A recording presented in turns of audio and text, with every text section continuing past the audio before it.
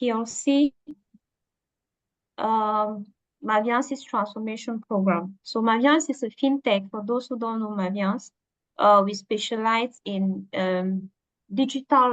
financial solutions. So we help businesses digitalize their financial transaction by giving to them customized payment solutions. So as part of the PMO of the transformation program, I manage simultaneously 4 projects that are depicted in the form of pillars of transformation. So we said that if Maviance has to be a globally renowned fintech, we need to transform. And in order to transform, we identified 4 pillars of transformation, and we are running the 4 pillars simultaneously as projects. So every pillar of transformation as a project has a scope, their objectives, their timelines for everything. Of course, we manage risk and also stakeholders and resources in the project. Every project, I say every project has a project lead. And so my role as the PMO of that program is to make sure that every project lead does their job and that the stakeholders at the end of the day are satisfied with the value or with the objectives that we have achieved or that we are trying to achieve. So it is a 3-year transformation program. We are in the first year of the transformation, and we are going to run the program for 3 years. As I said, based on those 4 projects, which are pillars of transformation. Thank you. Thank you so much, Alexy. Very, very insightful. So, Franklin? Yeah, thank you very much, Bertin. Yeah, thank you very much as well to the opportunity that is being given to me to introduce myself. But as previously discussed, I will be mainly speaking in French to make sure that we balance as well the discussion and make sure that we have a very interactive session.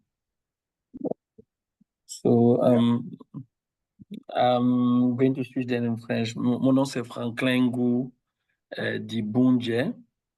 Je suis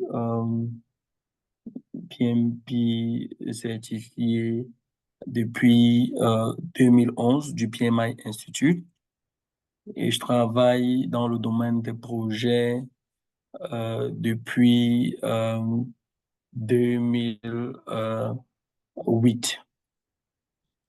Donc, je travaille dans plusieurs secteurs, où j'ai eu à travailler dans plusieurs secteurs d'activité, notamment dans le domaine du courtage en assurance, où j'ai été IT manager avec un background de développeur et de support aux utilisateurs. Et ensuite, dans le domaine de télécom, où j'ai fait pratiquement 9 ans, où j'ai drivé les projets de transformation et ensuite des projets business allant des différents secteurs d'activité interne au domaine de GSM, notamment les télécoms pour être bien spécifique. Et ces 2 dernières années, j'ai été je migrais de l'exécution des projets en tant que projet manager à head des PMO. Ici, entendez PMO, Enterprise Project Management Office, où j'ai été en charge de l'exécution de la stratégie du GSM et ensuite ces 2 dernières années en charge du du PMO, de la partie FinTech, qui est une entité de MTN. Donc, ça va faire bientôt 15 ans que je suis moulé dans tout ce qui est management de projet, PMO, exécution de la stratégie, mesure, évaluation, voilà, vous allez m'excuser, j'ai tendance à traduire aussi un peu de l'anglais, évaluation de la performance, de la stratégie sur des périodes bien spécifiques. Donc, ces 2 dernières années, j'ai beaucoup travaillé sur la transformation de la stratégie en programme, en portefeuille, qui doivent être exécutés de manière concrète à produire la valeur au business. Parce qu'aujourd'hui, vous savez, la difficulté qu'on a dans les entreprises, c'est d'avoir une exécution efficace de la stratégie qui conduit à la réalisation des objectifs de l'entreprise. Donc, ces 2 dernières années, vraiment, j'ai passé mon temps, ou ces 4 dernières années, j'ai passé mon temps à focus sur tout ce qui est PMO, tout ce qui est portfolio, tout ce qui est projet, exécution en droit de ligne avec la stratégie qui a été mise en place par que ce soit MTN, que ce soit Mobile Money. Donc, voilà en quelques mots ce que je suis vis-à-vis du thème qui nous réunit ce jour. Merci. Okay, merci Franklin. Thanks so much, Alexy, for the brilliant presentation. Myself, I'm a professional of PMO. I would say I sometimes call myself PMO catalyst because I really want in that field to really make that field well known in our environment. And I'm currently a PMO GI authorized partner. So in the next slide, I will tell you more about the PMO Global Institute, which is really a leading body for the project management office knowledge in the world. Okay, so let's now go to the next one, which is actually about that PMO Global Institute I'm talking about. So PMO Global Institute is actually a leading global organization which is really dedicated to empowering PMO and professional by providing valuable resources, okay, and even the best practice. And the focus here is really to drive PMO excellence and really foster the growth of the PMO professional worldwide. Okay, so it's a really cut across industry, so it's not specific for industry. The PMO Global Institute, and it really have currently a robust global communities. Okay. So as Franklin was saying, it's really enable PMO to deliver greater value. So because if it doesn't position PMOs as a value providers, then there's no way the PMO will survive. Okay. So if we want to know more about the PMO Global Institute, this is the website, pmoglobalinstitute.org. It's simple to know. So, okay. So PMO Global Institute, it's more than 3,500 members in 100 countries, and has plus 100 partners in 60 countries. Okay. And there's a local PMO chapter here already since 2 weeks. Okay, so you will surely hear about the local PMO chapter in the coming days. I'm actually part of the board member of the local PMO chapter as membership lead. Okay, sponsorship membership lead actually. Okay, so in our agenda of today, we actually have 4 parts. Okay, so the first part is actually having an idea of what PMO is about. It's good that we be on the same page, okay, because it's sometimes a new concept for meetings. We also talk about our core topic, which is PMO in the challenging world. And then I will take 2 minutes just to share with you how the certification in the PMO looks like, and we'll end up with the Q&A. Okay. So for the PMO in nutshell, okay.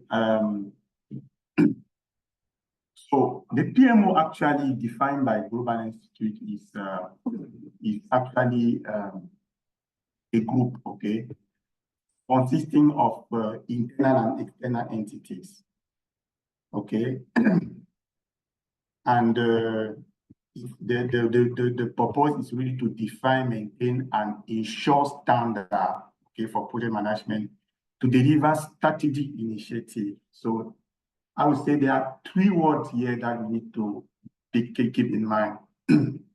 Project management is a group of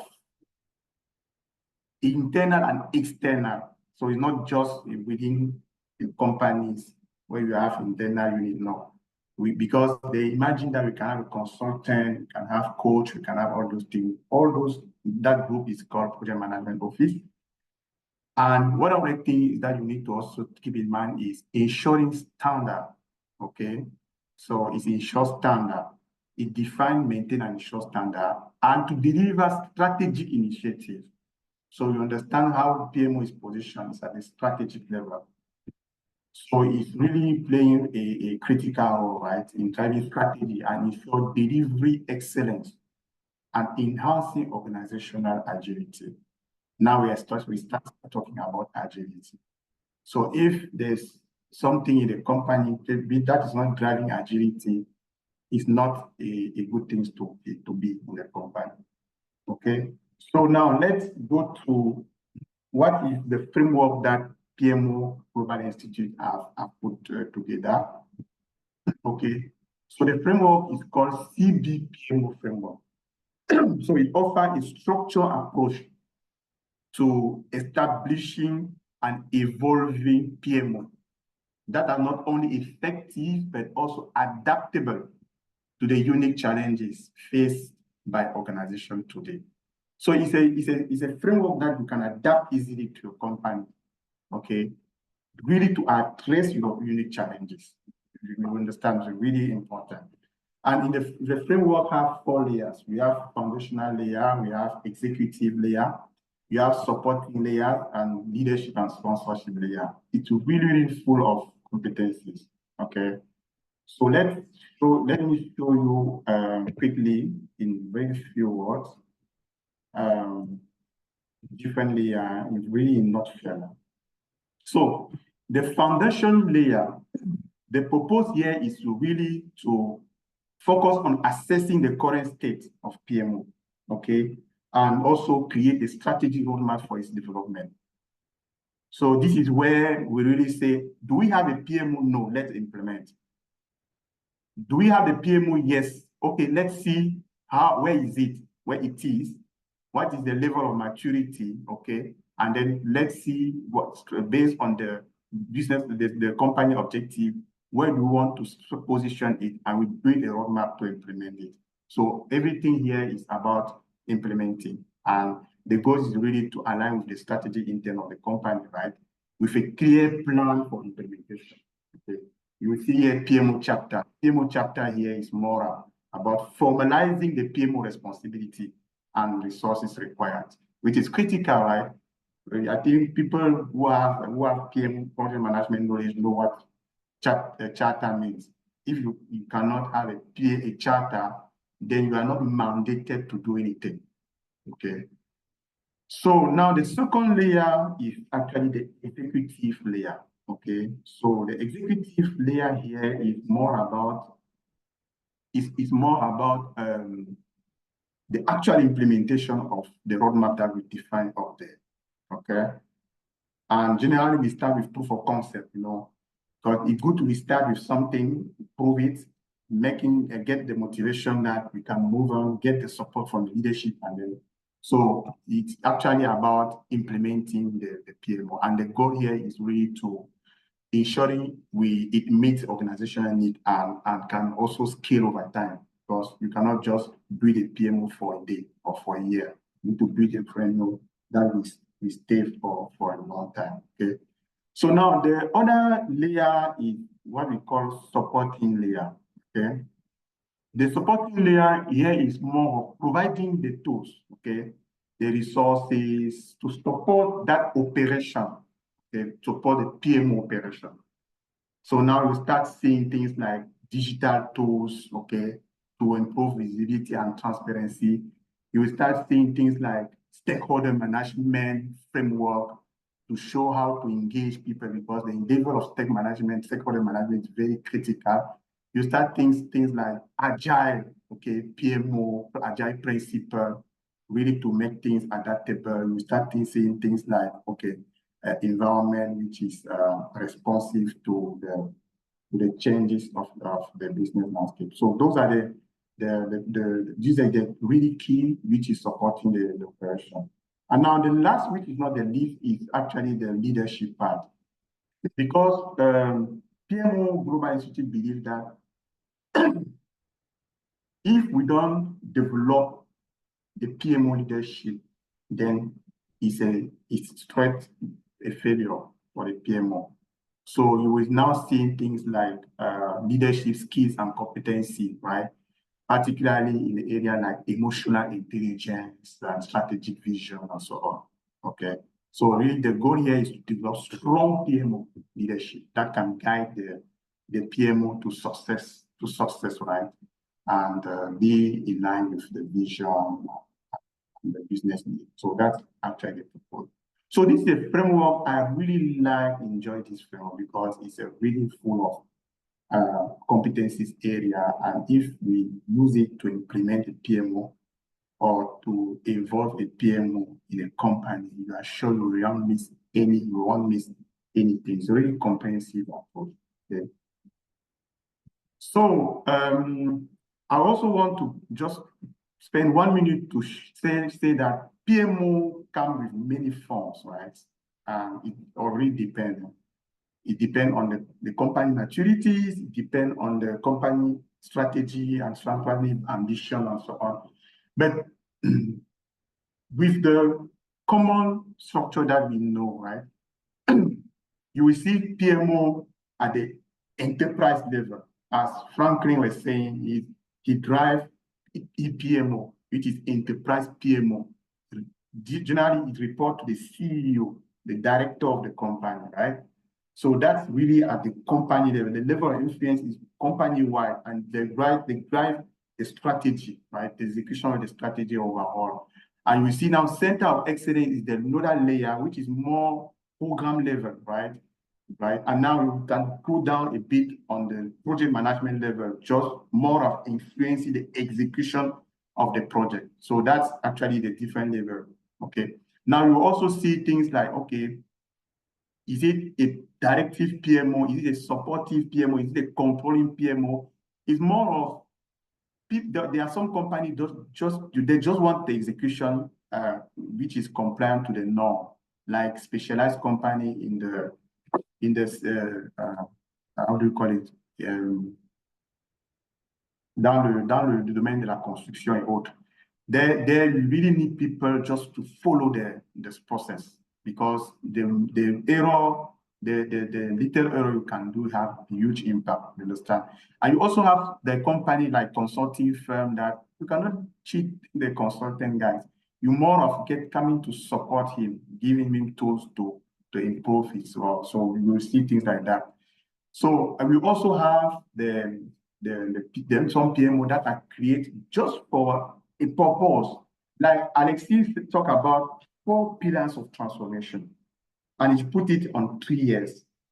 There are some companies that can just come and say, I'm putting PMO for 3 years and then I decommission it, just for a purpose.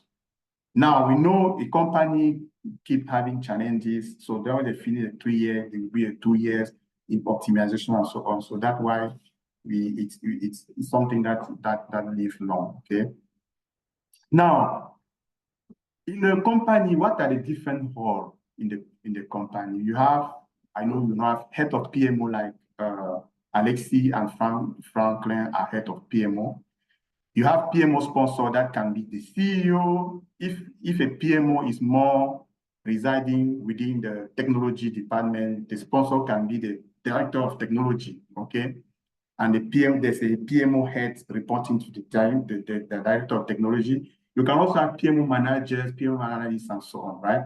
But with the modern PMO, right, we now see new roles coming out, like agile PMO lead. You see things like strategy portfolio manager, things like PMO data analyst. Now with the advent of the AI and so on, you're now seeing things more on the data analytics and so on. Change management lead is also a role for product PMO. And I will show you, because if you implement transformative initiative, maybe Alexy will have opportunity to tell us how the change management component is critical for the success for the transformation program she is leading. Okay, we have also agile coach and enterprise agile coach. Now, when you implement things like SAFe methodology, right, scale agile methodology, you now see things, the roles like enterprise agile coach that's coming up. You see things like value delivery manager. Now we are more focusing on the delivery into value instead of just execution. Okay, and you now see also the role like PMO tech evangelist, okay, stakeholder engagement manager, PMO as a service lead. These are more of consulting phase. So these are the really evolving role in the areas of PMO. Okay, so I've spoken a lot. Let's hear about our esteemed guests and how is your PMO structure? Okay, how is your PMO structure in your organization?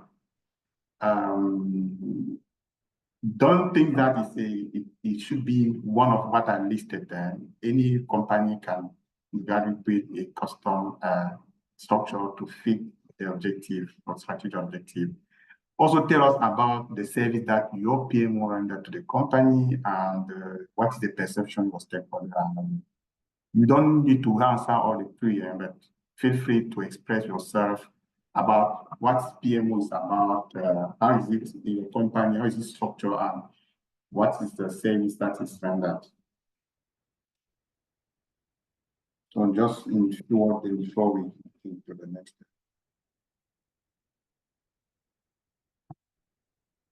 Maybe Franklin is waiting for lady first. Yeah, I can start at this time if Alexy wants to allow, but I'm happy go to ahead, start. please. It's fine. You can start. Yeah, thank you very much, Alexy. Yeah, but I think, like you said, I'm going to share my experience across the board. Sorry, Alexy. Continue, please. Continue. Okay, thank you. So I'm going to share my experience across the board and from my old position to what I'm doing today.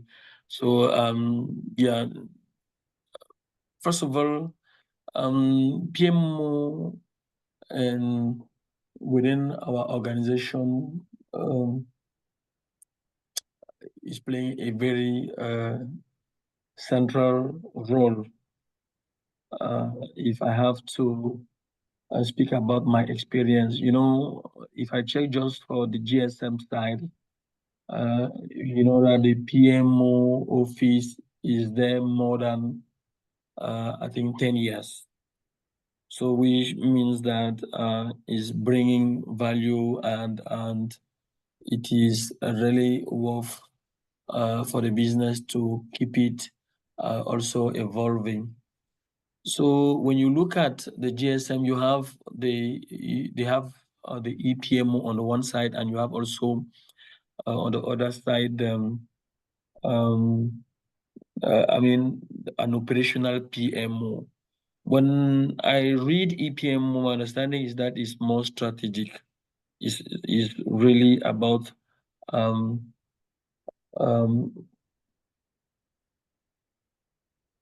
depicting the strategy into more comprehensive portfolio that can be later on executed by existing PMOs.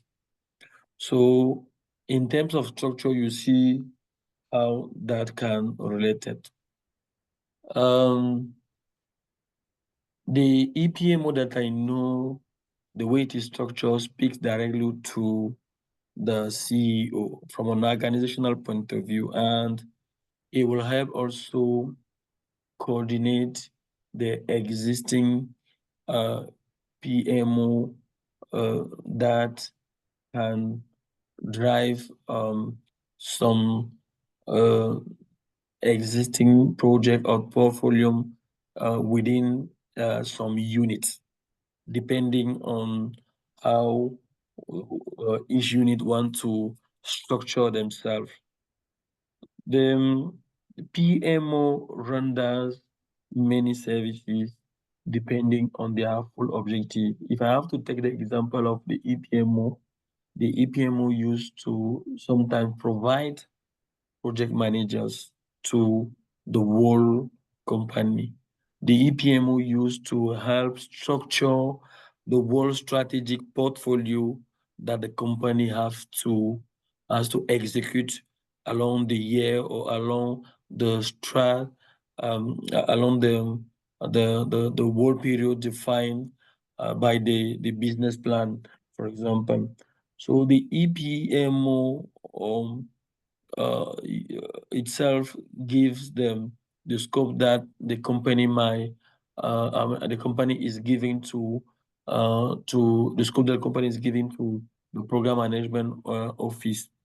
For example, if you check on the other side within the fintech area, the PMO will provide on top of the project management services or consultant, they will provide as well the analysis the analysis services to the business. So they use, for example, to there's one function that we call business analysis at the level of PMO that also can be something that from my experience is being provided by PMO. Quand je regarde aujourd'hui le côté de fintech pour être encore plus pratique, le PMO, au-delà de fournir les project management, le project manager au business et de délivrer en termes d'exécution de projet, a aujourd'hui vocation à fournir aussi des consultants en management de projet pour venir suppléer ou supporter le besoin global de project manager qui existe dans l'entreprise. Ceux qui connaissent notre contexte professionnel savent que le volume de projets est grandissant d'année en année et il devient quelquefois difficile de supporter la demande en project manager quand on regarde le portfolio qui doit supporter la stratégie qui doit être exécutée. Donc, ce genre de service aujourd'hui est rendu par le PMO de notre côté. Donc, on a aussi de plus en plus des besoins de BI, c'est-à-dire quelqu'un dont le rôle est exclusivement de se rassurer que on peut traquer la performance des projets qui sont dans le portefeuille et faire une analyse prospective ou une projective qui permette à un moment donné de savoir quel est le niveau de réussite qu'on peut avoir dans l'exécution des portefeuilles qui soutiennent la stratégie. Ceux qui ont travaillé avec le nouveau CEO, par exemple, il a aujourd'hui envie d'ouvrir des positions sur des ressources spécifiques en BI reporting, parce qu'aujourd'hui, l'intelligence des données que nous pouvons extraire de l'exécution de projets nous permet de savoir quel est le niveau de réussite qu'un projet ou un portefeuille peut avoir sur une période bien spécifique et nous permet d'anticiper sur un certain nombre de risques qui peuvent arriver. On a aussi des spécialités qui sont de plus en plus demandées au PMO, qui est même la structuration des projets en eux-mêmes. Parce qu'aujourd'hui, Bertin a évoqué quand il parlait quand il présentait le framework aujourd'hui et les rôles, il a évoqué par exemple les rôles comme le coaching. Aujourd'hui, le PMO au niveau de la fintech, et je pense aussi même au niveau du GSM, a tendance à coacher les différentes unités qui ont des petits PMO existants en leur sein. Parce que la culture aujourd'hui voudrait que tout le monde ait un minimum de background en project management pour driver la performance overall dans toute l'entreprise. Donc, le coaching devient très, très important. L'awareness, la culture même de project management, ce sont des services qu'aujourd'hui, qu'on demande au PMO d'apporter à l'organisation pour driver la culture de management de projet dans toute l'entreprise. Donc ça, c'est par exemple, un service que le PMO aujourd'hui, selon les formes qu'il a dans l'une ou l'autre structure, peut aujourd'hui compter dans son catalogue de services aux différentes parties prenantes. J'ai un point qui me tient à cœur aujourd'hui, c'est que généralement, quand on parle de PMO dans des domaines comme la fintech, on a tendance à se référer au GSM, qui est la mère d'ailleurs de beaucoup, qui est la mère de PMO au niveau de fintech. La notion de risque management aujourd'hui dans le domaine de la fintech est un domaine qui est très, très, très prisé parce qu'aujourd'hui, le moindre changement qu'on veut faire dans le domaine de la fintech a des impacts financiers énormes. Donc, les spécialistes en gestion de risque sont demandés même au niveau du PMO aujourd'hui. Et ce sont des positions qui sont assez difficiles à trouver, qui ne sont pas, qui ne courent pas les rues et qui sont très, très, très critiques dans les services que le PMO aujourd'hui veut rendre aux différentes parties. Il ne se passe pas de jour où chaque fois on met en rôle d'un projet parce que le régulateur est venu hier avec une nouvelle loi qui a des considérations importantes ou bien qui a des impacts importants sur la façon dont on exécute du business et donc qui nécessite donc des transformations, que ce soit en interne au niveau de la fintech ou bien que ce soit même au niveau des produits que nous pouvons utiliser pour driver la performance du business. Donc, Bertrand, je peux m'arrêter à cela Oui, pour... je pense qu'avec le temps, on pourra creuser on n'a davantage. pas assez de temps, on aura la possibilité de le creuser dans les prochaines éditions. Alexis, est-ce qu'en 1-2 minutes, tu peux nous bosser rapidement comment le PMO est structuré? Je pense que tu as même déjà amorcé ça dans ton propos introductif. Et quels sont les services clés? Okay. Merci. I'll speak in English because English Yes, is my please. Yes, my go first ahead. language. So sorry, I cannot activate my camera because je suis un peu dans le noir. Donc, Oh, no problem. how is so like I said, for now, the PMO is the unit that is responsible for driving the respective projects within the transformation program.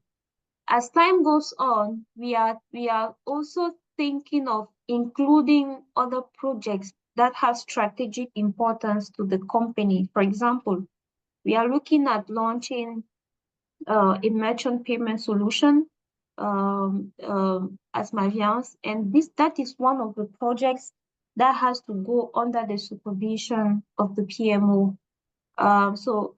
However, like I said, the PMO is like a strategic partner to the executive management, because when we talk about transformation from where we stand today, we are looking at Maviance in the future. We are looking at Maviance 3 years from now, and we are seeing that, okay, if us as Maviance today, we have one of our core businesses is our agent network. Our agent network today is close to 20,000 agents. 3 years from now, we are looking at 100,000 agents. And we're saying that if we have to scale, because this is more than just growing, this is about scaling. If we have to scale up to that dimension, there are some things that we need to change as a company. And so we are looking at the transformation program today as an example. As I said, is in pillars of transformation. We are looking at changing the culture of the company. We are looking at changing the way we process, we do processes in our business. We are looking at changing the value of our brand. And so we have a pillar that is called brand equity.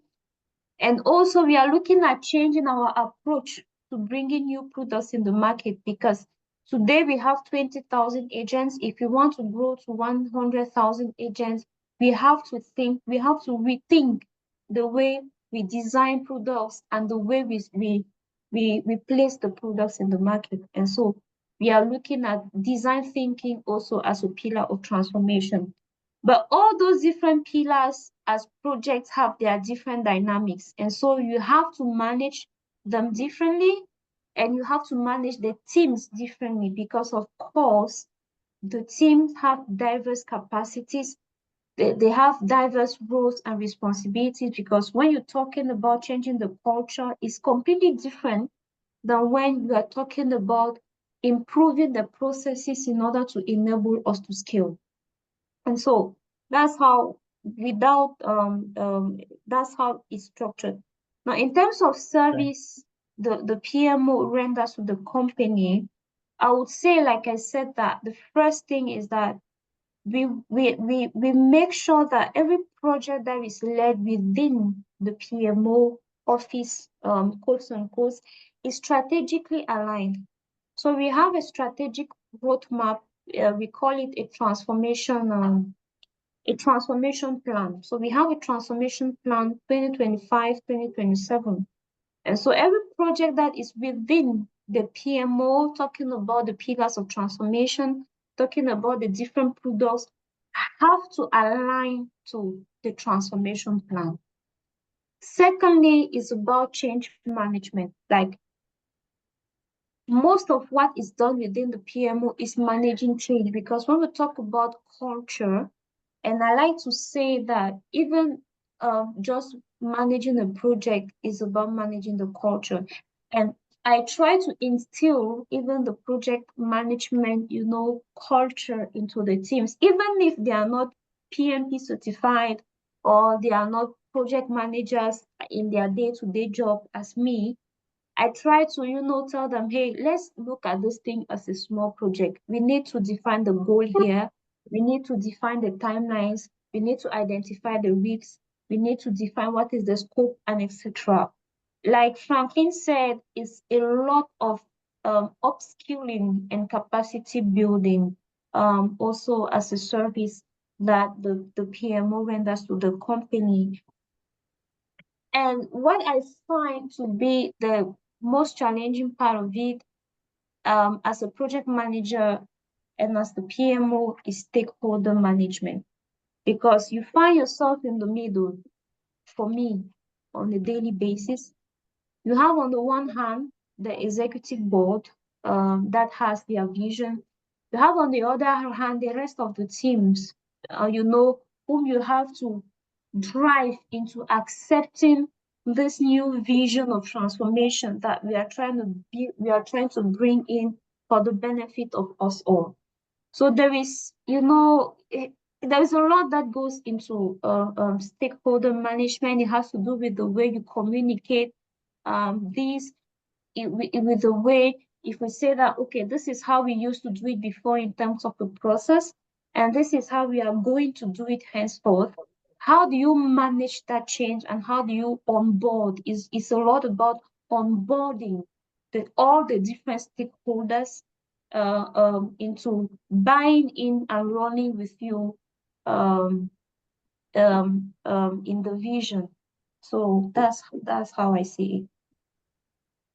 Brilliant. Thank you so much, Franklin and Alexy. I think we have really had the real experience from you. Okay, so now let's now hear about one or two of our participants. Okay, is there someone in the participant list who has a PMO unit, and however it's called? So let's share with us how is it structured from your point of view, or how is it called, and what is this role actually in your company, and what is the importance? Can someone, let's say two people, take the floor in 1 minute just to give us how it is also from their side before we move to the next step?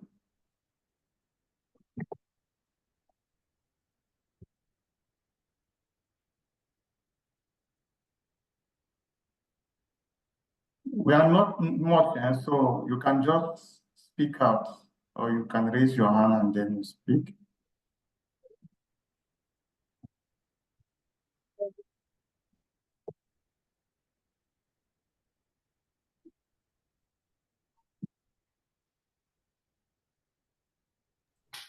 Okay. Bonsoir à tous. Bonsoir. Donc, vous allez m'excuser, mais je vais parler en français. Oui, vas-y. Donc, moi, c'est pour un programme. Donc, comme vous avez dit rapidement en 1 minute, moi, c'est pour un programme. Je suis aujourd'hui chef de projet chez Progressoft. Alors, Chez? Progressoft Corporation. Ok. Alors, Progressoft, c'est une entreprise qui est basée en Jordanie, donc je suis en télétravail. Ils ont gagné le marché de refonte des solutions de paiement au niveau de la BEAC, un marché qui est financé par la Banque centrale. Donc, ils ont recruté un certain nombre d'ingénieurs et de chefs de projet en local pour les accompagner. Donc, à Progressoft, je suis principalement en charge d'accompagner les banques dans l'interfaçage de leur core banking avec la nouvelle solution de compensation de la BEAC, disons ça comme ça. Donc, avant de rejoindre Progressoft, j'étais à CB Cameroun, où j'étais effectivement chef de projet et je travaillais sur le portefeuille le plan stratégique. Donc, j'étais en charge de piloter les projets qui découlaient du plan stratégique. Alors, donc, pour décrire un petit peu comment on travaille à SCB, donc je vais décrire par rapport à la méthode de travail dans les deux entreprises. Donc, à SCB, donc je suis arrivé à un moment où on avait déjà défini un plan stratégique. Donc, on était en train d'exécuter les projets de ce plan-là, mais en amont également, on réfléchissait à construire le nouveau plan stratégique qui s'étend, je crois, de 2026 à 2020, qui va s'étendre de 2026 à 2029, je crois bien. Donc, là-bas, c'était, on reçoit un projet. Donc, c'est-à-dire, on a une feuille de route, on a un portefeuille projet qu'on exécute et en parallèle, on construit un nouveau portefeuille. Donc, il y avait de l'exécution, mais à côté également, il y avait une réflexion sur la partie conception d'un nouveau plan stratégique.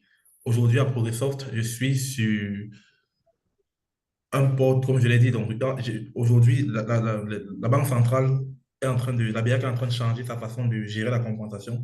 Donc, pour ce faire, il faut mettre en place un outil qui va permettre aux banques de transformer leur système de fichiers en fichier qui sera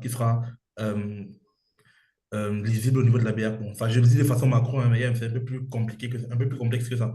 Donc, aujourd'hui, le projet que je mène avec les banques, avec 20 banques de la CEMAC, c'est de les aider à à déployer le convertisseur que Progressive propose et à faire interfacer avec le système de la BIAC. Donc, c'est le même projet, mais à la seule différence qu'avec à la seule différence que d'un participant à un autre, on a des organisations différentes. Mais disons que c'est le même, le projet a a la même finalité. Donc, disons ça comme ça. Donc, voilà. Donc. OK. Merci beaucoup, Paulin. Et c'est très instructif aussi. OK. Est-ce qu'il y a une autre personne avant qu'on continue? C'est vrai qu'il est déjà 20 heures. Peut-être qu'il faut qu'on avance. OK. Avant ça, on aura l'opportunité pour ceux qui n'ont pas encore échangé d'échanger.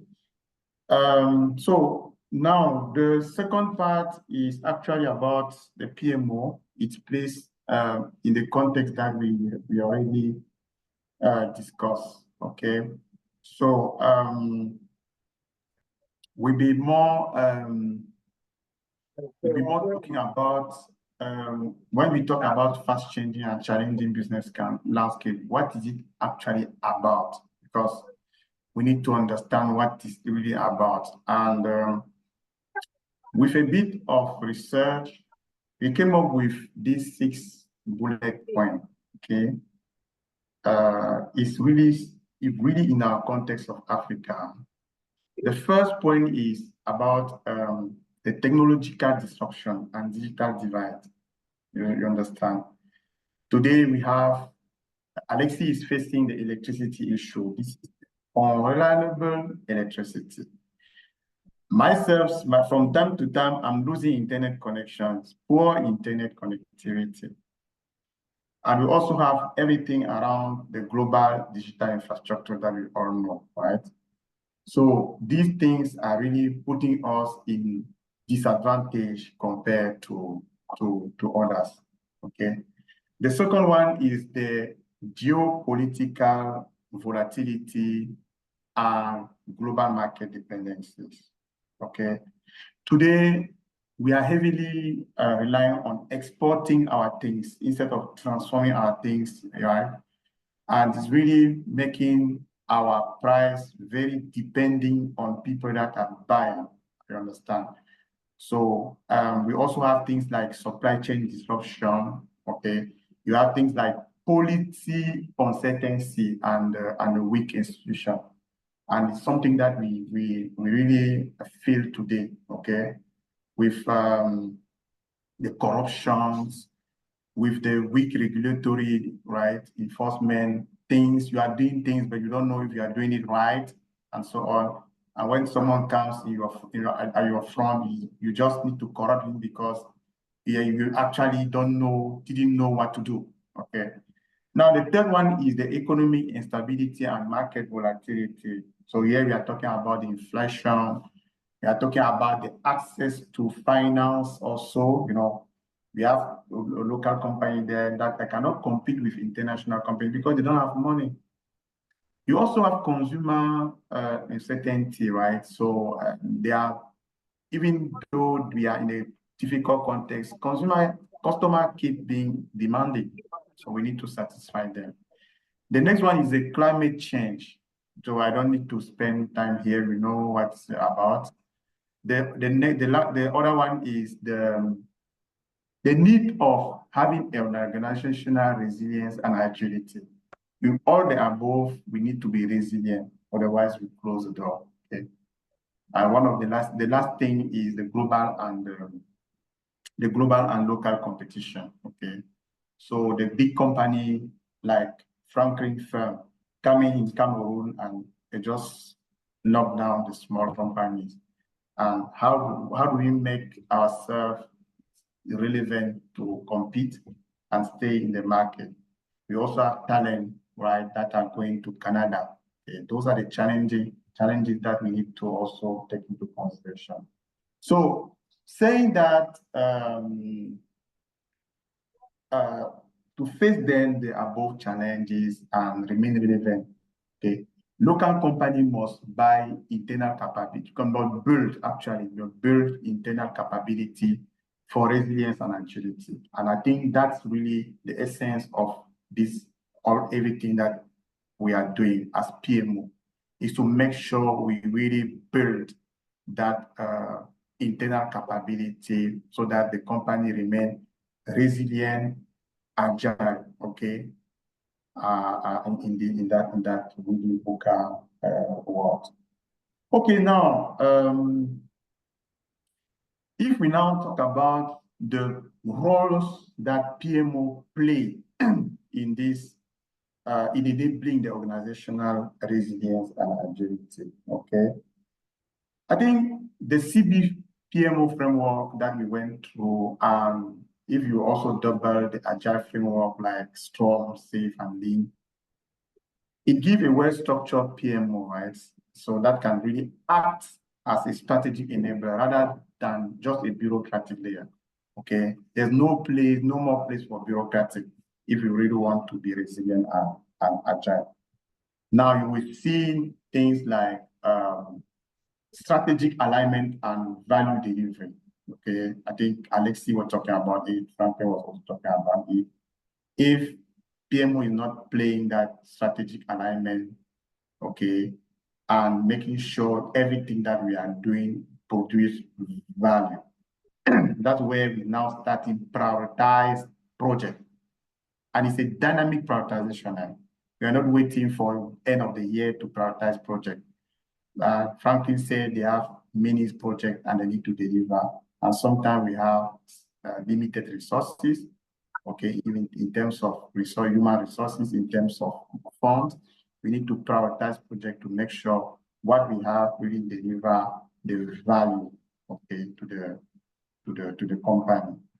And with the agility that we have just mentioned, just mentioned, we are also talking about the culture of continuous learning and innovation. It's very important that PMO build that, because if they don't build that culture, people will stay in the bureaucratic mindset, and then things will really struggle to move. And you also have flexible governance and risk management.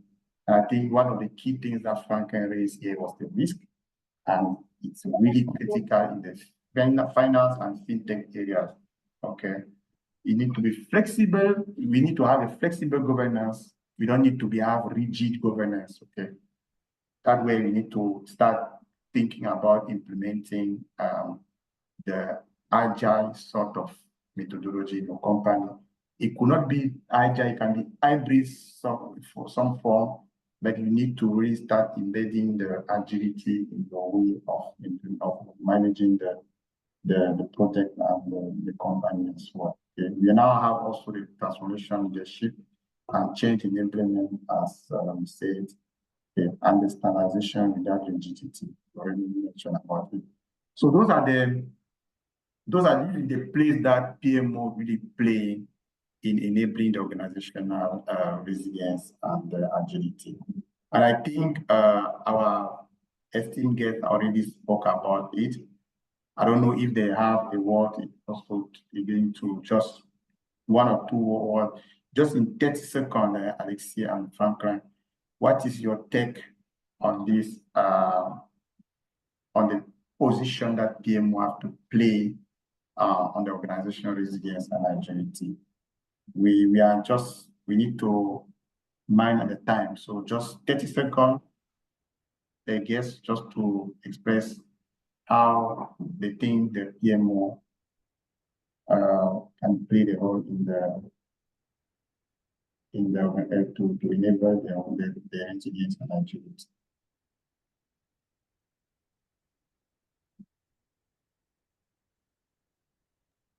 Okay, so maybe let me just go ahead because I have limited batteries on my laptop.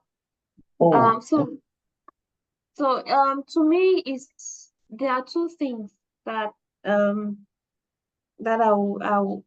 think are very valuable for the PMO. The first thing is servant leadership.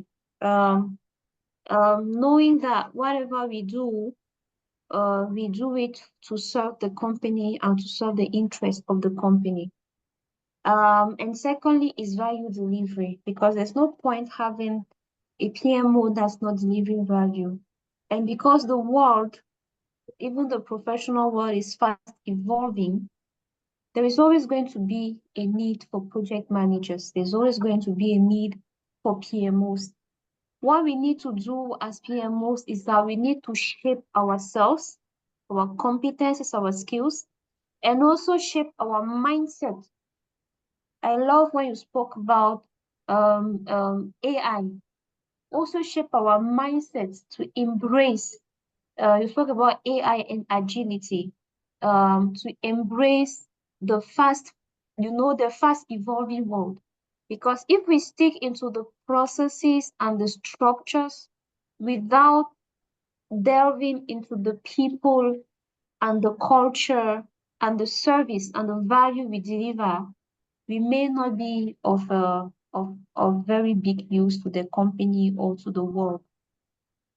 That's just all I have to say. Okay, brilliant. Thank you so much.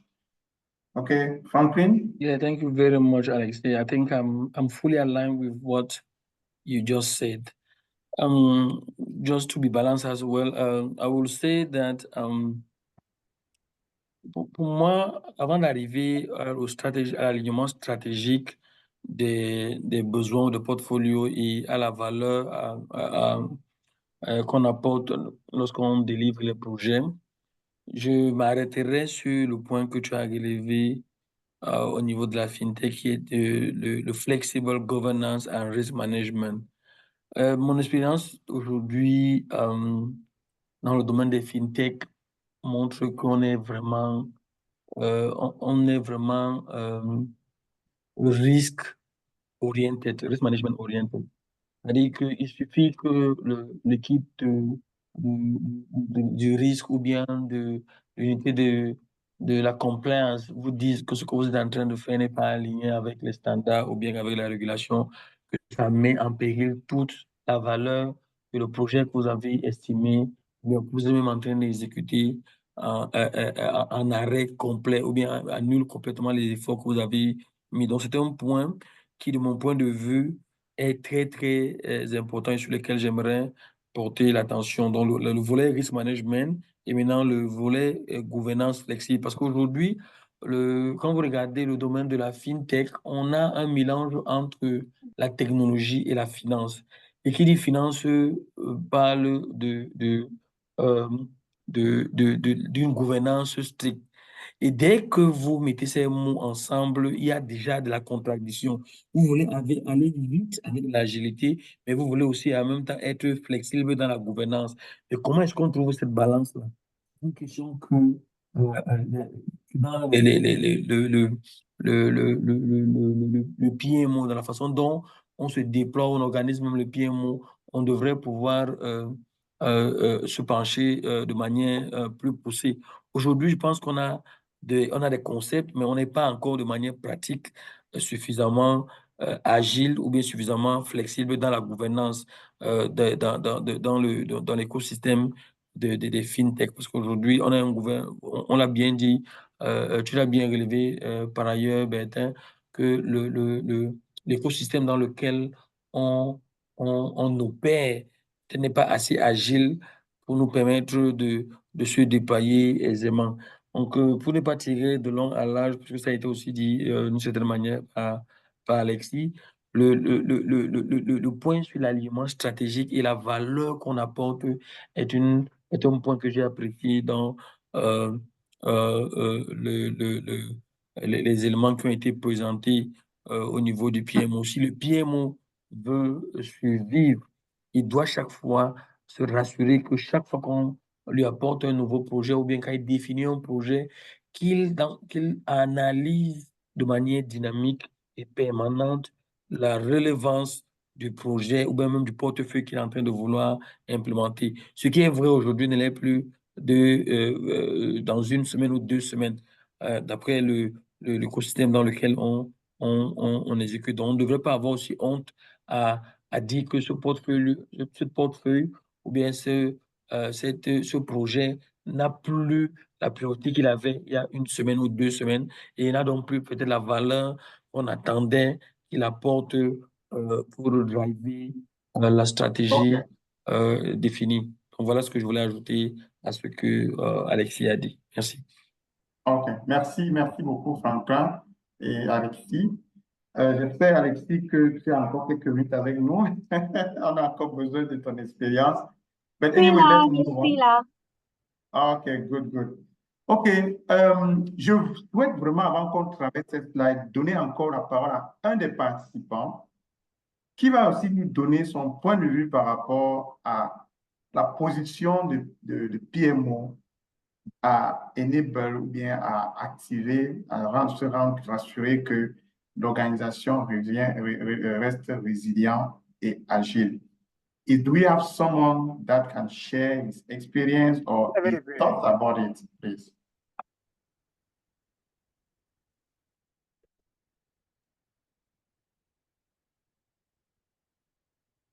I'm seeing Mukoko. Hello, Mukoko. How are you? Oh, bonsoir.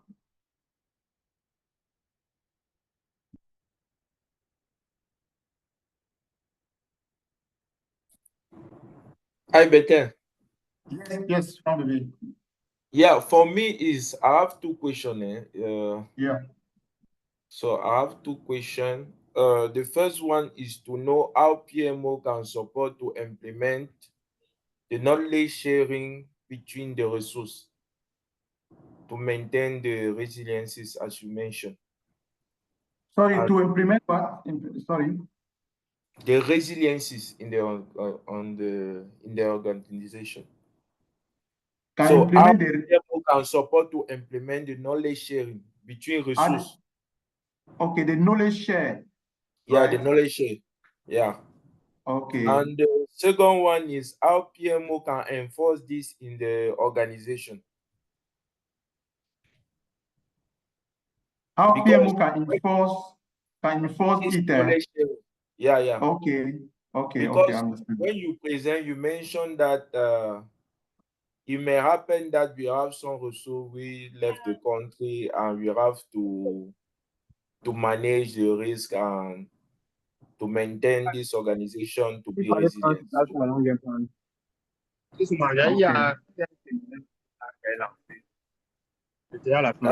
question. Matthew, if you can mute on your side, please. Let me mute you. Okay. Thank you, Franbebe. If I heard well, you talk about how do that PMO implement a knowledge share among the resources to really ensure that resilience, and also how do we enforce it in the organization? Okay, maybe Franklin or Alexy can take over after me. I know we are not yet at the Q&A, but we can still go. We don't need to wait. Okay. No, I think one of the key roles of PMO is the supporting role. So on top of the leadership or strategic role that PMO plays, right? It also plays a role of the supporting role. By giving tools, they are also giving knowledge, they are also giving training, they are also giving coaching, they are also giving mentorship. Everything around is giving that knowledge share to the colleague. So generally what happened is that with the evolving agile methodology, we now have like a cross-functional team that collaborate on a daily basis, okay, toward the same goal. And they are really sharing on a daily basis their knowledge with the others, with the purpose of getting the project or the initiative implemented, right?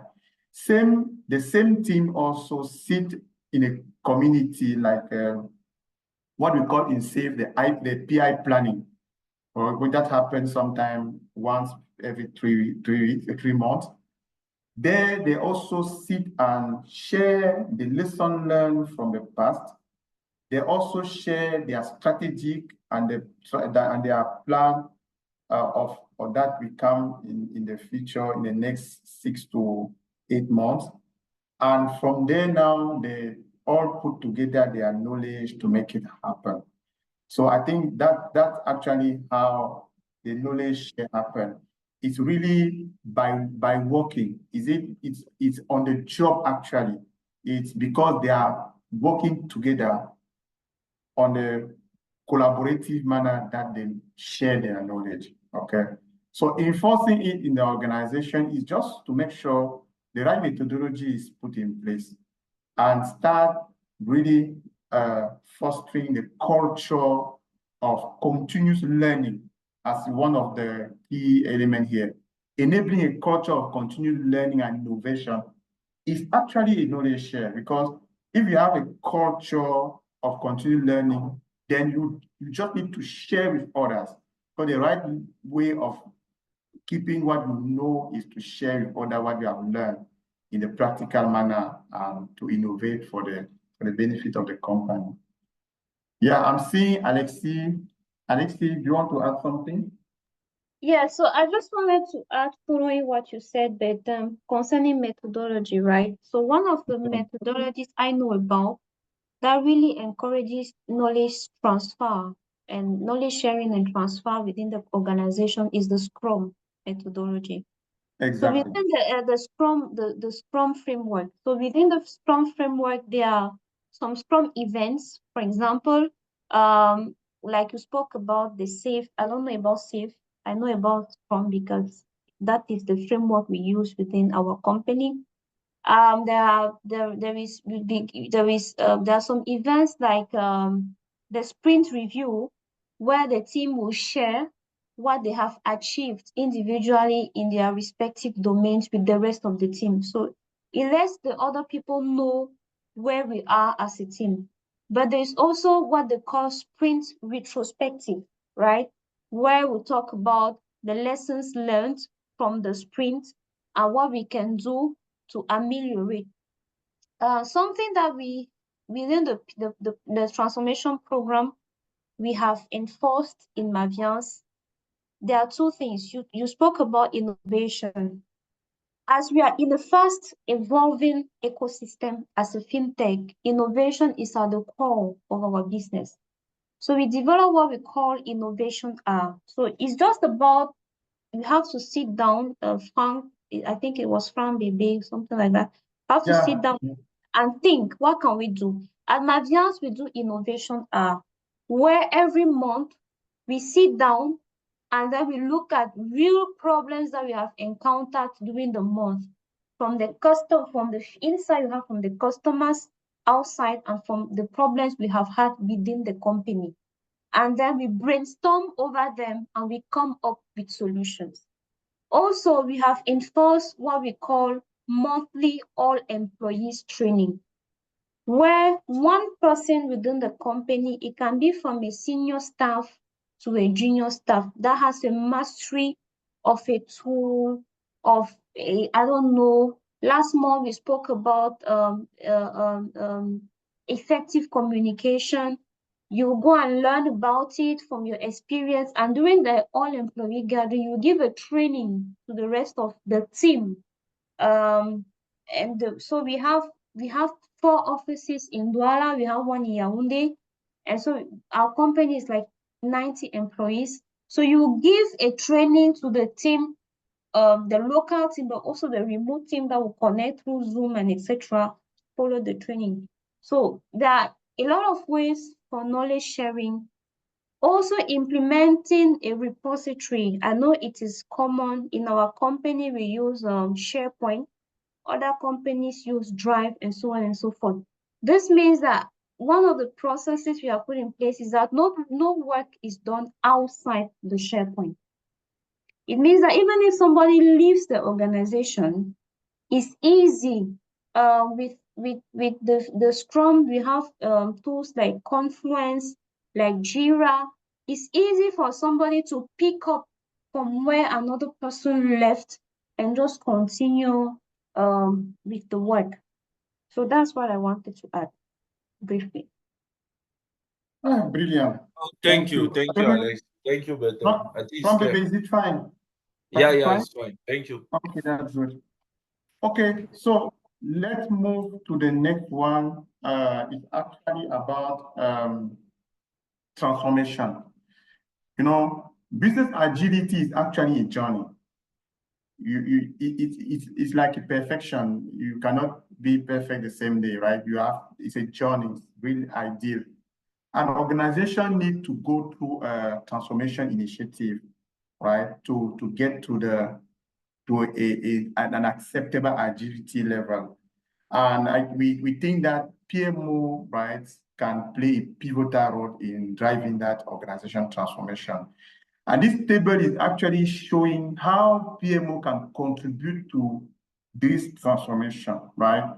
When we see, for instance, the telecom company, the focus sometimes happening on the digital self-services, because today, for instance, when you have an issue with your phone, you have to call the call center, and you know how difficult you have to get an agent.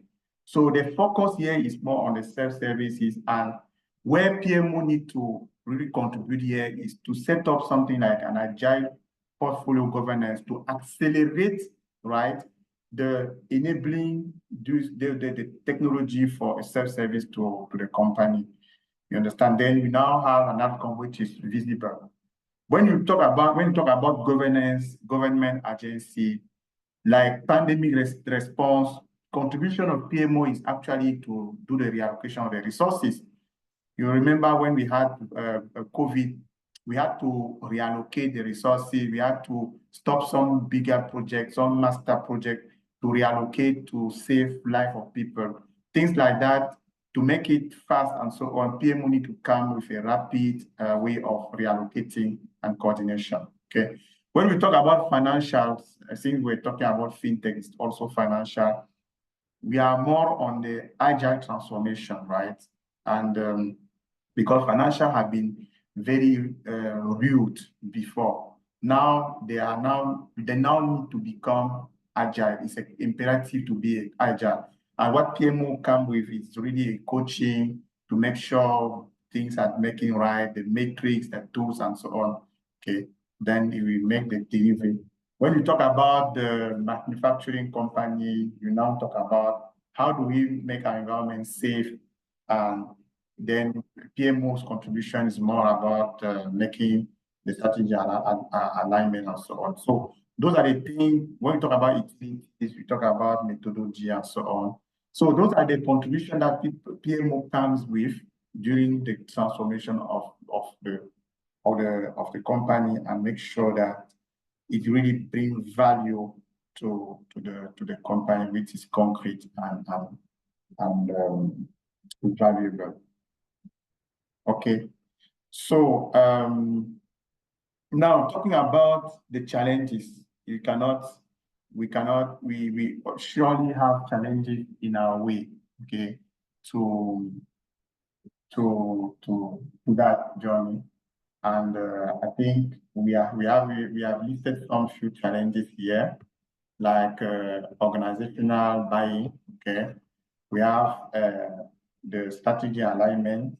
You have governance versus agility, because governance by nature is something that is like, we have to follow this way, this policy and so on. How do we bring a layer of agility on the governance? And those are the challenges. We also have, how do we measure our performance? And how do we have the skills and talent people? How do we have the right tools? How do we sustain our PMO? So those are the different challenges that a PMO can commonly face, right, when they are carrying on their duty, okay? So before going to the last one, we will take 2 minutes to talk about the certification program that PMOs is coming. Is there any comments, the 30-second comment around the challenges that you, Alexy or Franklin, is facing in your work, your day-to-day activities, or in your mission?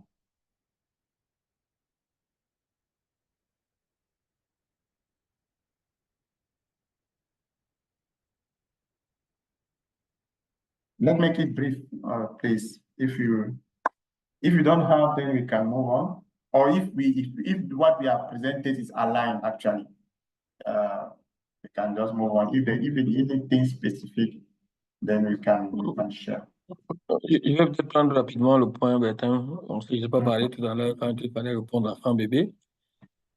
Oui, je pense que les points que tu as relevés sont, de mon point de vue, très, très, très relevants dans le contexte dans lequel nous exécutons.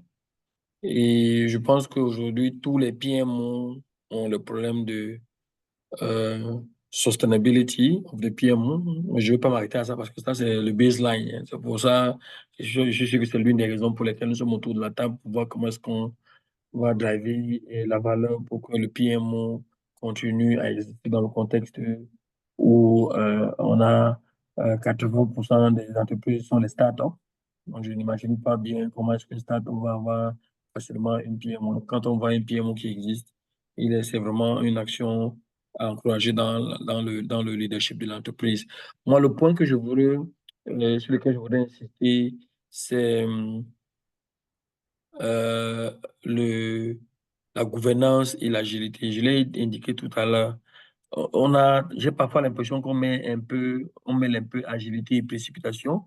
Mais si on comprend bien le point de l'agilité, je pense que l'agilité doit toucher tous les pans de l'existence de l'entreprise. Malheureusement, la gouvernance même en fait partie.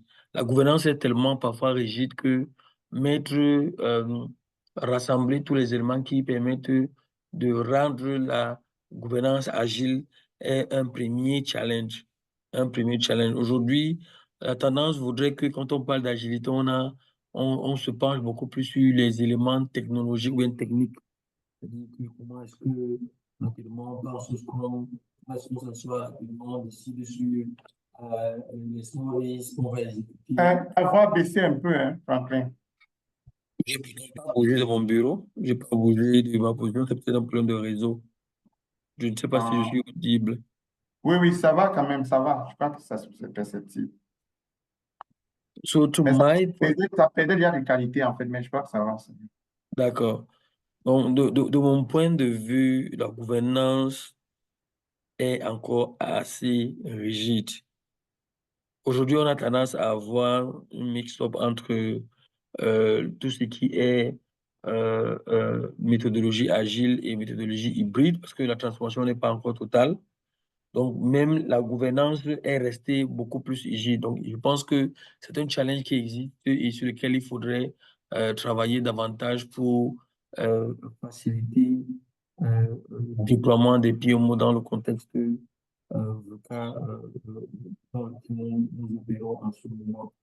Pour moi, la gouvernance est un challenge, est un challenge qui impacte à la fois l'exécution le full déploiement des PMO, mais aussi même la transformation agile que nous voulons, que nous appelons de tous nos voeux.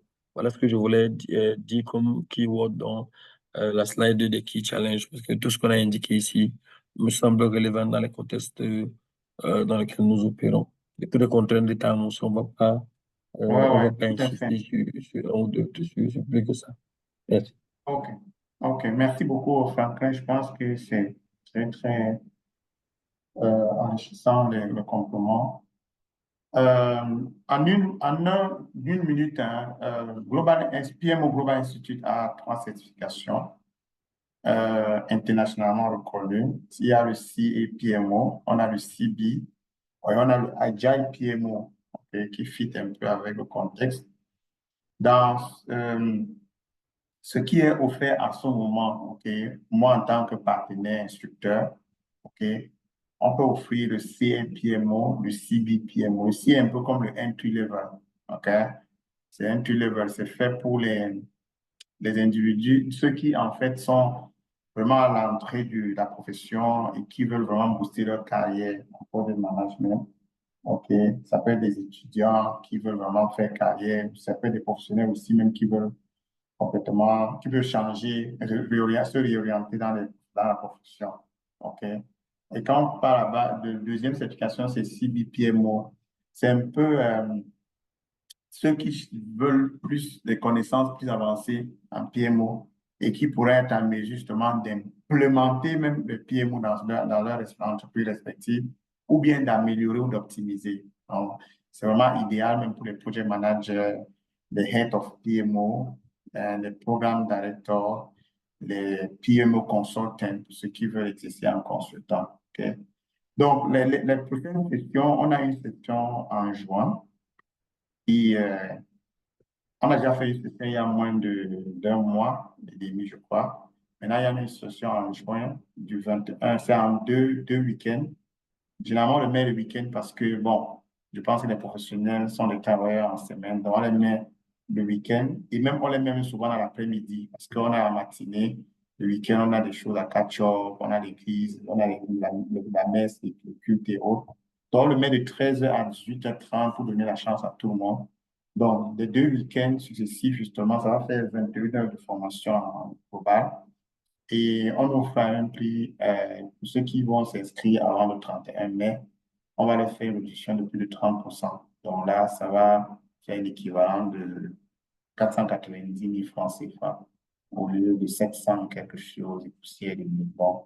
Ça, c'est pour ceux qui sont intéressés, pour ceux qui veulent véritablement exercer vraiment dans la carrière du PMO et d'impacter ou de transformer leur PMO, ou bien même d'avoir des ambitions du consultant dans ce domaine du PMO. Maintenant, il y a l'entry level qui dit le CA-PMO qui est un peu moins cher, qui est à 559 $ si l'inscription est faite avant la fin du mois de juillet. Par contre, c'est une erreur, c'est le mois de juillet parce que la formation a lieu en août.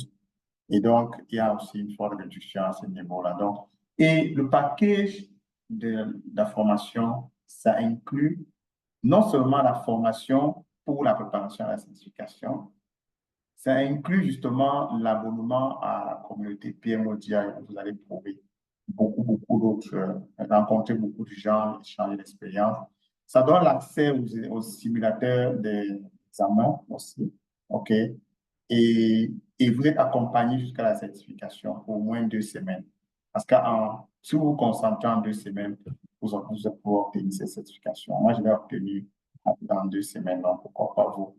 Donc, c'est un peu ça, le programme les programmes de certification qui sont offerts par le partenaire PMO-GI. Est-ce qu'il y a une question, clarification sur ce programme avant qu'on ne passe à toucher au prochain slide?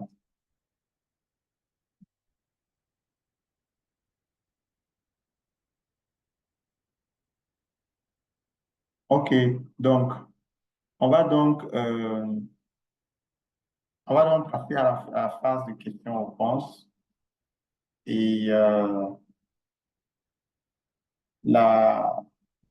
c'est ouvert hein, pour ceux qui veulent, pour ceux qui ont des questions, des points de clarification et autres. Nous sommes là, les panélistes, Franklin et Alexy, pour vous apporter des réponses. Je vois que nous sommes 9 dans la liste. Donc, apparemment, personne n'est parti. Donc, déjà, je vous félicite pour cela. Donc, est-ce qu'il y a des questions? On les prend. Ce que nous pouvons répondre immédiatement, on va répondre. Sinon, vu le temps, on pourra noter les questions et vous revenir. Et peut-être même vous engager pour donner plus de détails et plus de matériel.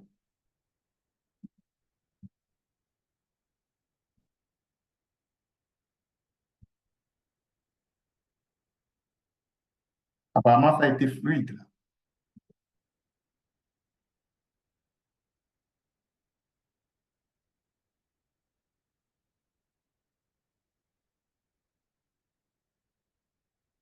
Il y a Kassim que je n'ai pas suivi depuis. Je regarde le chat. Je n'ai pas suivi Kassim depuis. Kassim, how are you? Ah, il y a une question, il y a Pierre qui a posé la question, est-ce que la certification est gratuite en français? Est traduite en français? Malheureusement, pas encore. C'est en anglais. C'est en anglais pour le moment. Donc, il y a effectivement un lien pour consulter les offres et on va vous les partager.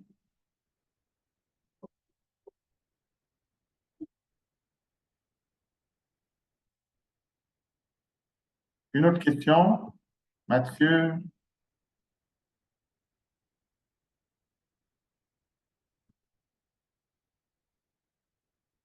Paulin? Mon coco? Bonsoir, moi j'ai une question, effectivement. Oui, vas-y. Donc, c'est un petit peu. Bon, c'est vrai qu'il y a eu beaucoup de retours d'expérience qui ont été partagés, mais j'ai un point que je n'ai pas, j'ai peut-être loupé ou que je n'ai pas entendu, c'est. euh, euh, comment je dis, comment est-ce que. Vraiment, de votre expérience, comment est-ce que dans les organisations au sein desquelles les panélistes travaillent, comment est-ce que vous êtes perçu en tant que PM? Moi, mon retour, moi, ce que j'ai eu à vivre jusqu'ici en réalité, c'est qu'on nous voit un petit peu comme des bureaucrates. Donc, des gens qui sont vraiment là pour, comment je vais dire, faire des tâches un peu administratives pour les opérationnels des projets. Donc, comment est-ce que vous, dans vos organisations que vous êtes, ou dans lesquelles vous êtes, pardon, comment est-ce que vous êtes perçu en tant que PMO? Est-ce que vous arrivez facilement à vous, donc, dans le cadre d'un projet, par exemple, est-ce que vous arrivez en tant que chef de projet PMO, est-ce que vous arrivez à vous imposer facilement, sans être, bien sûr, parce que en tant que PMO, on n'est pas, étant chef de projet, on n'est pas hiérarchiquement le chef de qui que ce soit dans l'équipe projet. Donc, comment est-ce que vous arrivez à faire en sorte que les membres des équipes projet euh, réalisent les tâches qui les incombent? Voilà un petit peu ce que je voudrais savoir. Ok, merci, Paulin. Euh, Ce que j'ai compris deux choses, hein. Comment est-ce qu'on est perçu dans l'entreprise? Est-ce juste comme un bureaucrate pour faire des choses administratives et autres, ou bien vraiment une position stratégique pour vous êtes là pour transformer, pour changer, pour apporter de la valeur à l'entreprise? Deuxième chose, c'est comment est-ce qu'on amène des personnes, étant donné que vous n'êtes pas son responsable hiérarchique, comment on amène des personnes justement à contribuer à l'exécution du projet avec toute la motivation, quoi. Je ne sais pas si pour l'un, Oui, j'ai résumé. c'est exactement ça. Exactement. D'accord, OK. Donc, Franklin, Alexis, Et merci Bertin. Je commence peut-être ensuite Alexis va venir. Donc, la question touche plusieurs pans de l'activité du PMO. Donc, il y a l'activité du project management et il y a l'activité du support office. Parce que Bertin a précisé au début, on a tendance à parler beaucoup de stratégie, mais l'un des rôles que le PMO joue dans une entreprise, c'est le project support office, c'est-à-dire le bureau qui apporte le support pour l'exécution des projets lui-même. Parce que le projet ici est considéré comme une entité qui est suivi par le PMO. Le projet manager, par exemple, ici, est supposé reporter au PMO pour être sûr qu'il donne la visibilité sur la valeur que euh, l'activité projet pourra, ou le résultat que le projet va délivrer en fin de journée. Donc maintenant, une fois que j'ai dit ça, je vais prendre la question au bout de la chaîne, c'est-à-dire le point de comment est-ce qu'on amène d'abord les ressources dans un projet à travailler pour vous alors qu'ils ne reportent pas directement pour vous. Ça, c'est des skills de project manager en fait, que je vais convoquer ici pour te répondre. En réalité, euh, le projet, le project manager a des outils qu'il met à sa disposition ou bien qu'il devrait utiliser pour amener les gens à contribuer à l'atteinte ou bien à l'exécution du projet qui a été défini. Donc, si vous vous rappelez, je ne sais pas de quel background vous venez, on dit que chaque fois que vous avez identifié les parties prenantes d'un projet, vous devez pouvoir identifier qu'est-ce qui les motive, quelles sont les raisons pour lesquelles ils sont parties prenantes d'un projet. Quand vous avez identifié ces éléments-là, vous avez des éléments suffisants pour driver la motivation des ressources que vous avez dans un projet.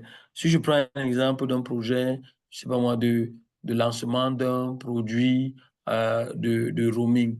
Lorsque vous appelez une ressource, par exemple, qui est le product lead, hein, que je vous identifie dans le cadre de ce projet de roaming, où vous avez identifié quelqu'un comme Maviance qui est, par exemple, votre fournisseur partenaire dans le projet. Chaque fois, vous devez vous demander quel intérêt il a à ce que ce projet réussisse ou pas.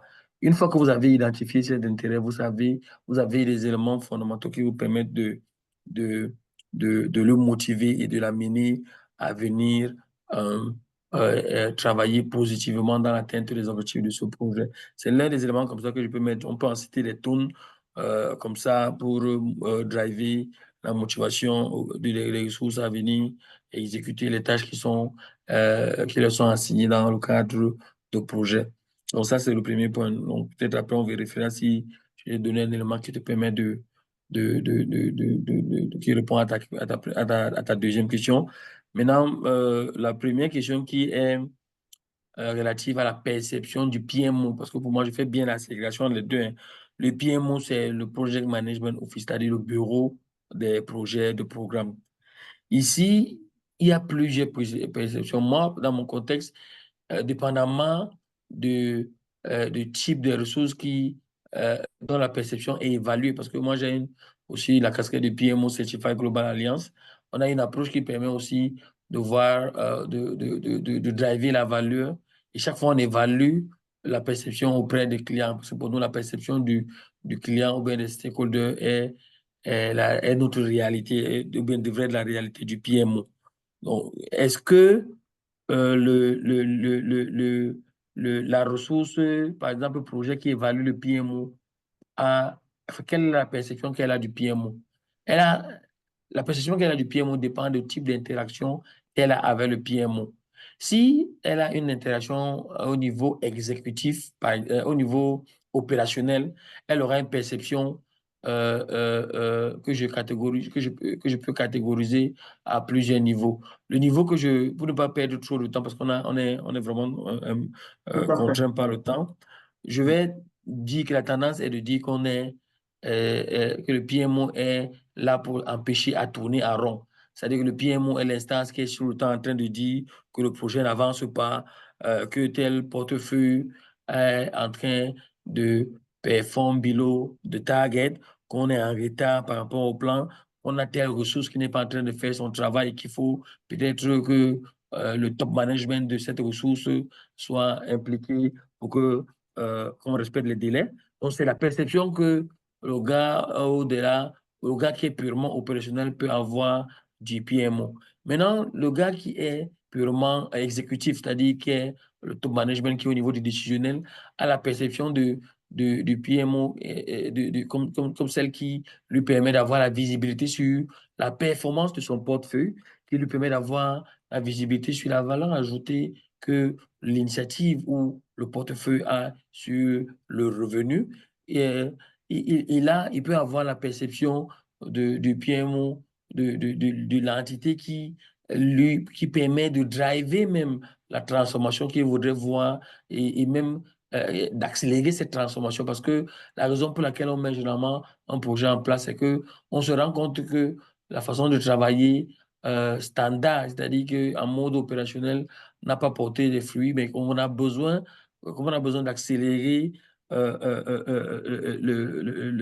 production de la valeur, on crée rapidement, on met en place un projet qui va nous permettre d'accélérer le processus de transformation, le processus de, de, de, de, de, de, de, de production de la valeur qui est attendue dans un temps bien court et bien spécifique.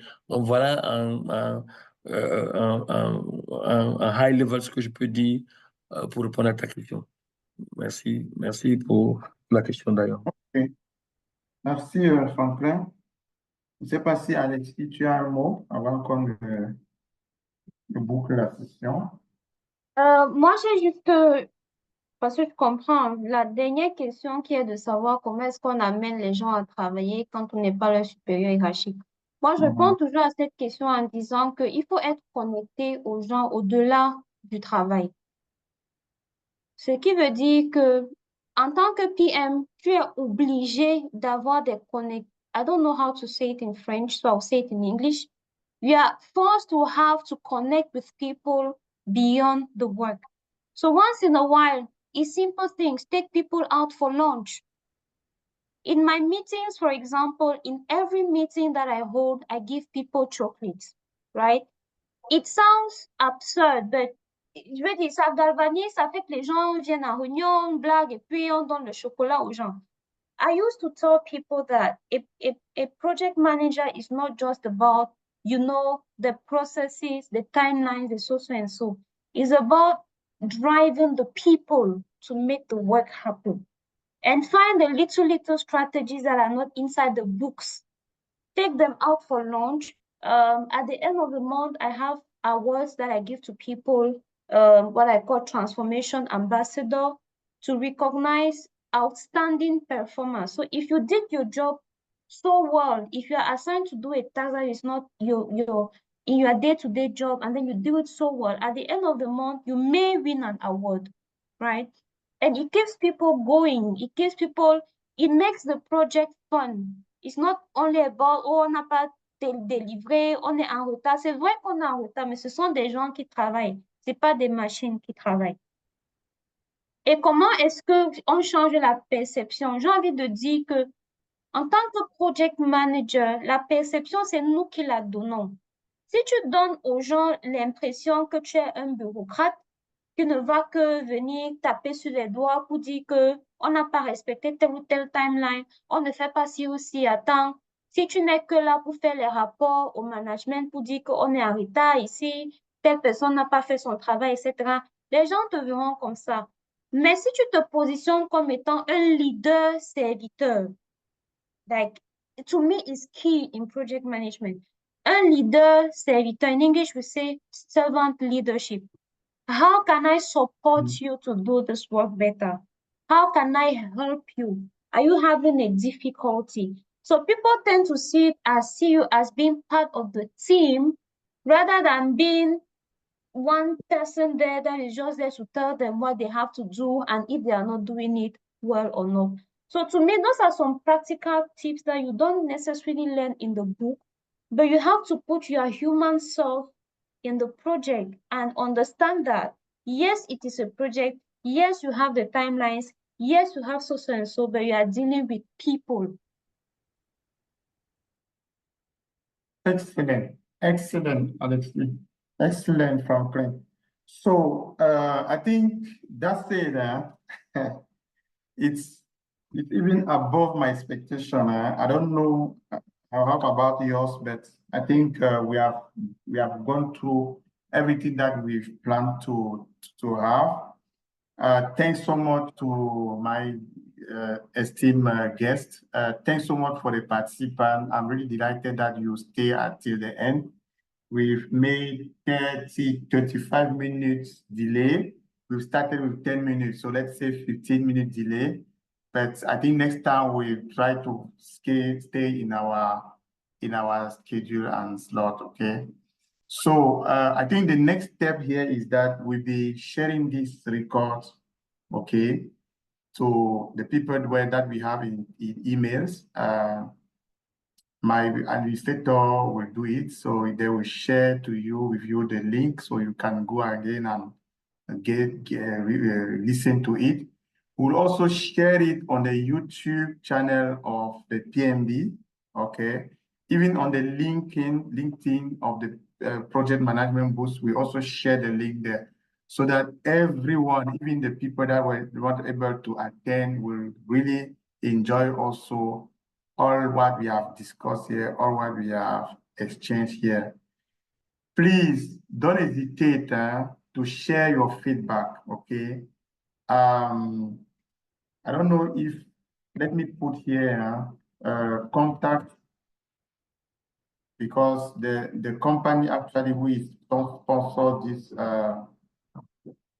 this webinar is contact@consulting.com. Please send us everything you want to say to us. Was it good? Was it bad? And so on. Also, through this email, you can ask any question you want, okay? You also have the contact, my contact, right? It's 6755-1127, okay?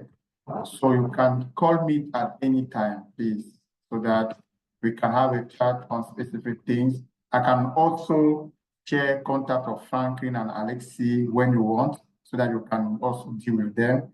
I also have a LinkedIn pages where we can also have a chat and so on. So really thank you for your time. Thanks, Franklin. Thanks, Alexy. I hope that I'm not sure you know, were aware that you were doing good things without without light. Well, Okay. it all went well at the end of the day. Okay, thanks so much. Okay. Thank you, Tim. Thank you Bye-bye, so much, FB. guys. Bye-bye, Bye. Poland. Thanks, Poland. It was really insightful. Thanks, Pierre. And bye. Bye. Well done, Bertin, for this organization, and bye-bye. Yeah. Thanks so much also to play the